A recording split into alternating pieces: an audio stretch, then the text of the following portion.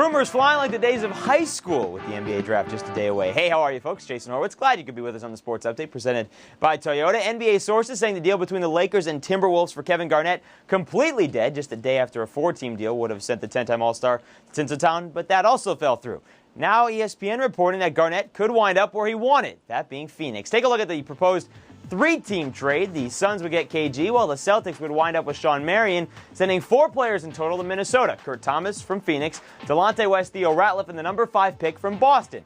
The report says all of it hinges on Marion's willingness to sign a contract extension. Now, just because the Lakers are apparently out of the Kevin Garnett running doesn't mean they aren't continuing to at least add players, or at least say they are.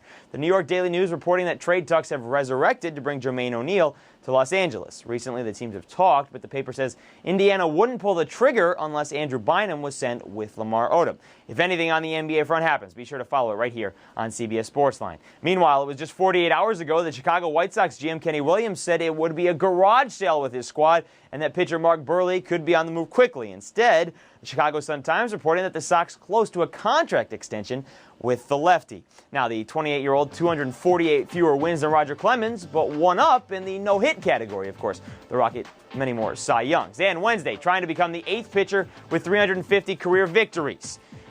Of course, Cy Young with 511 leading the list. If and when Clemens gets there, he'd be the first since Warren Spahn in the 1963 season. The catcher for his 350th win, Joe Torre. And if Clemens and the other 6 pitchers on this list actually start on Wednesday night, it would be the most 40-year-old pitchers to start in one day in Major League history. Clemens and Jamie Moyer, 44, Kenny Rogers, 42, Tom Glavine and Greg Maddux, 41, and the youthful age of 40 for John Smoltz and Woody Williams. All right, time for the Wits Hits, and it looks like Baltimore will have to wait to trade Miguel Tejada. Broken bone in his wrist, won't do any baseball activities till at least August. That's after the trade deadline. Cardinals have activated Troy Percival from AAA Memphis. The one-time World Series winning closer hasn't pitched since July of 2005 because of constant pain in his back. And NASCAR has penalized Jimmy Johnson and Jeff Gordon to a pretty large extent. Each docked 100 points for altering the cars of tomorrow this past weekend for the qualifying times. On top of that, each crew chief suspended for 6 races and fined $100,000. All right, that'll do it for the Sports Update for Wednesday, June 27th. Enjoy the night in sports and all the possible trade talks. I'm Jason Horowitz. Take care.